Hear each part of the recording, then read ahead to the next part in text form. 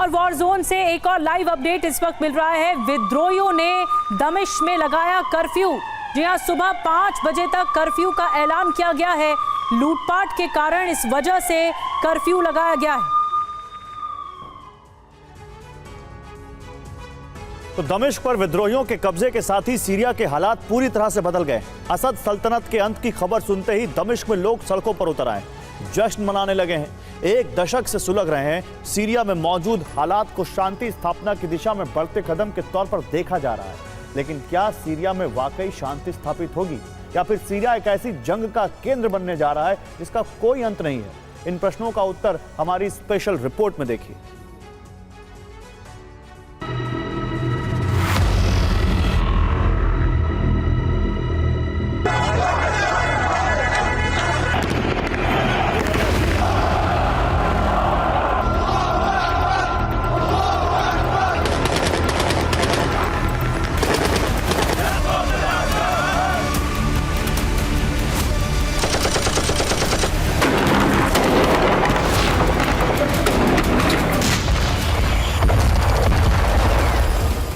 Syria की राजधानी दमिश्क की इन तस्वीरों में खामोशी है, जश्न का माहौल है और जीत का एहसास है।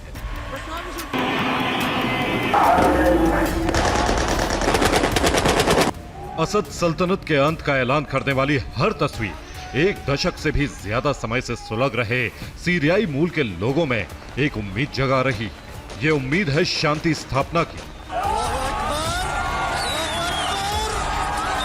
गोलियों की आवाज और बारूद से दहलने वाले मुल्क सीरिया के लिए उम्मीद पूरी होने का पैमाना इन तस्वीरों के सिवाय कोई दूसरा नहीं हो सकता।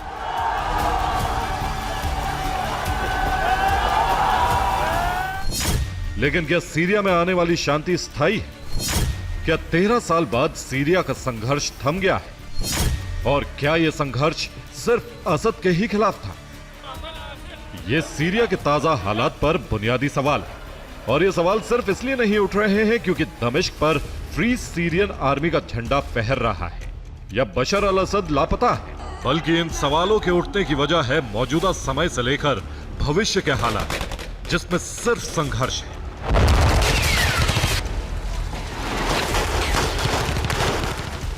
और ऐसा इसलिए नहीं कहा जा रहा है कि अब भी दमिश्क के कई हिस्सों में असद सेना के जवान छुपकर विद्रोहियों पर हमले कर रहे हैं, बल्कि इसके पीछे वजह है इराक और ईरान की निकट भविष्य में संघर्ष में एंट्री।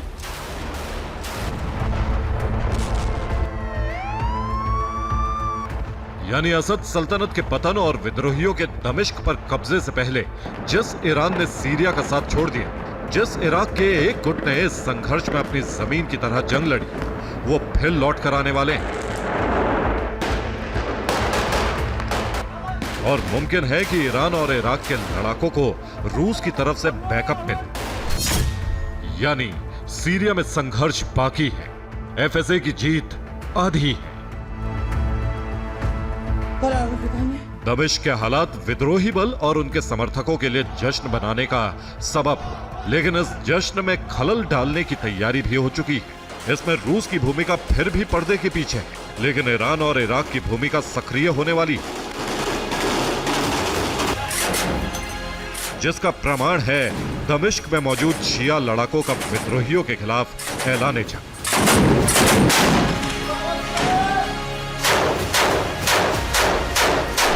यानी सीरिया अब शिया बनाम सुन्नी की जंग में जलेगा।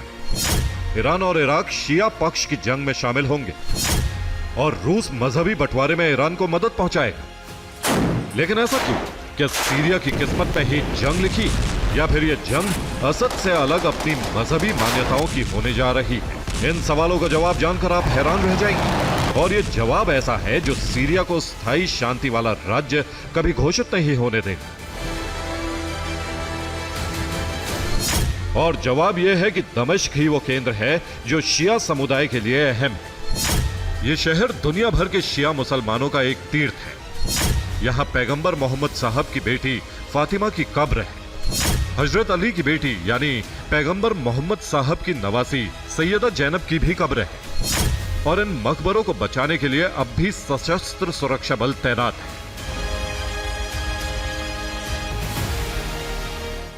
यही वजह है कि दुनिया के शिया मुसलमान दमिश्क की सैयद जैनब मस्जिद पहुंचते हैं और असद सेना इन मकबरों समेत शिया मुसलमानों की सुरक्षा की जिम्मेदारी संभालती है।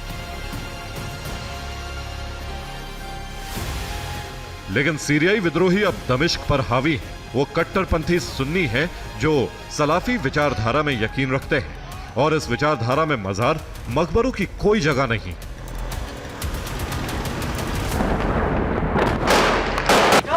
इसलिए मकबरों पर संकट बढ़ गया। हालांकि इस समय भी जब सीरिया के विद्रोही सत्ता में आने की तैयारी कर रहे हैं, तब भी दमिश्क की सैयद जैनब मस्जिद क्षेत्र में संघर्ष जारी। सुरक्षा में लगे शिया लड़ाके सब कुछ हारकर भी पीछे हटने को तैयार नहीं। उन्होंने आखिरी सांस तक लड़ने का फैसला कर लिया और दुनिया के शियाओं से मकबरों की सुरक्षा करने की अपील की।